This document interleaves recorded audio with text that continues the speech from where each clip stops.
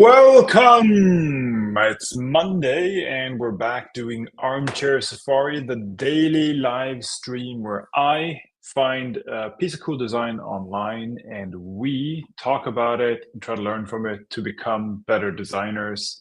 If you want to tag along, if you want to hang out, there's a chat somewhere around the window. I don't know where. If you just want to look at the design and just want to follow the designer, the link is in the description below or in the next post if you're on X. And yeah, let's dive right into it. Today we're learning from Tim Wilson, the at actual Tim Wilson, awesome username, who's made a really cool empty state for us. So what's an empty state? So whenever you're rendering something where the user is going to add a bunch of stuff, so you're going to add a list of like things they've created or documents they've opened or whatever, there's usually a null state. There's usually a state where they haven't added anything yet, so you can't show anything, and therefore you need some sort of empty state.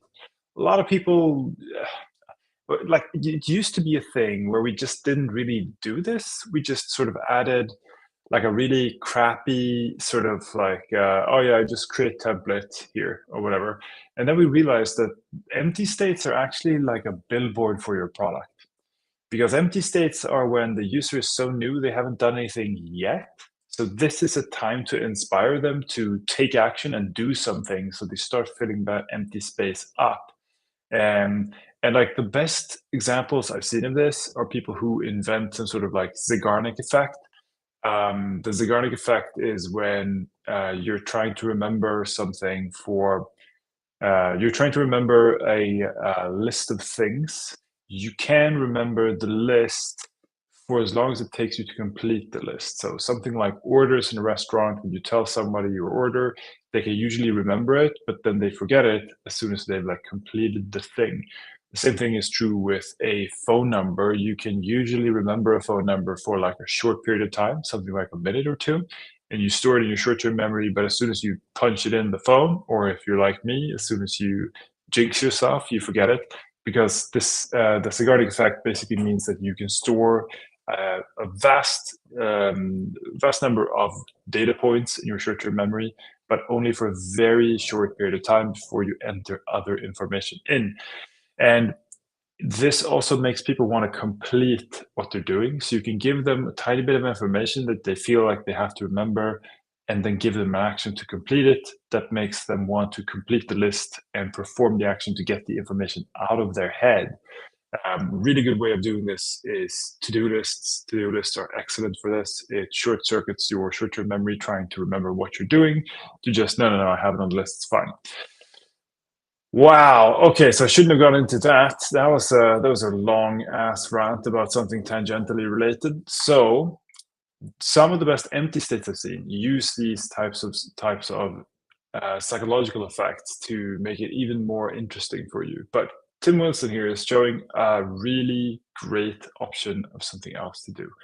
So in this case, this is an empty state for dub.co, I think. Yeah, dub.co, I think. And what is missing here is that you don't have any UTM parameter templates. So you want to start creating UTM parameter templates, which is a pretty boring thing. So what did Tim Wilson do? He added basically an animated list of completed templates that are just scrolling past you very nicely.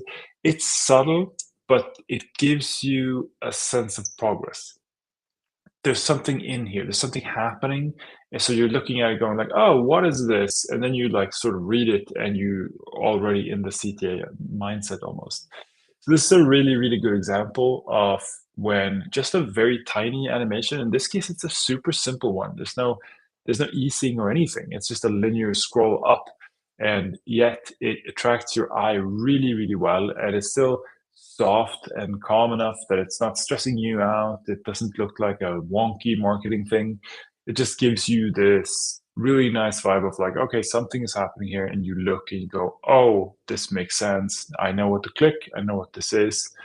It's a really good way to guide the attention of the user if used mindfully, which Tim totally did here.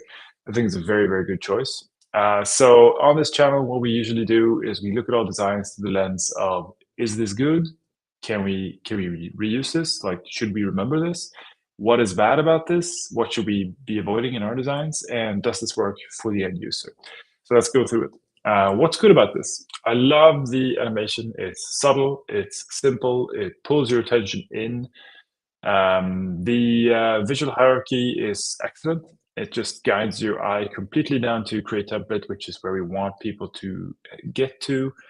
The padding and line height is also really excellent. Super easy to read, looks grouped in a really, really good way. Actually, now that I think about it, the black button is actually so much visually heavier than the outline button that it looks larger. Is it even, maybe? Is it larger? That would be crazy, no? No, it is not larger. It's only an optical phenomenon. So that makes sense. And in this case, like it should probably feel larger, right? It is the primary button. It does make the design look a little unbalanced, but again, this is sort of the point, so that's totally fine. It's also offset by the fact that Create Template is a little bit wider, so it's not centered on the gap, it's centered on the content, which is nice. So what is bad about this? Well, we can't see it in context, so we can't really say much about if it's bad or not. It looks excellent in every possible way. The only thing that I wonder about would be if the animation was going the other way, because that would be more logical for me, that like the animation would go down because that's how you read a list, you scroll it down, or it would also be like going down to the button, like follow the button, follow the button. Not sure why he ended up going up. I would love to know. It could be that he tried both and this just looks way better. Totally possible. I don't know. But yeah, there's not a lot of bad things to say about this. This looks great. All of the details are very good. It's interesting that he chose to put a skeleton loader for instead of the text on the scrolling row cards. But also just a choice, not a bad design, just a very interesting choice. All right, so does this work for the end user? I mean, yeah, totally. I use a ton of products like this. When I saw this, I was like, yep, that would really work. The thing is, this is one of those designs that's not like it's beautiful in its balance. It's not in your face. It's not something that makes you jump out of your chair. It's just very simple. It's very easy, and it works. So I think Tim really struck the balance perfectly here, and yeah, I love this. I'm going to steal this for a project I'm working on right now, and if you want to see more well-balanced designs like this, I suggest you go follow Tim. He's only got 2,000 followers, so like it's a lot of opportunity to learn from Tim. Really cool stuff. Really glad to be learning from this. I think it's also like using ShadCN UI, if I'm not mistaken. It looks like it. Which, if you don't know, is like the most popular component library out there currently. All right, cool. So that is it from today. Thank you so much to Tim for sharing your work. Thank you for hanging out and learning with me here on Armchair Safari. And I'll be back tomorrow talking about some other cool design. Have a good one. Bye.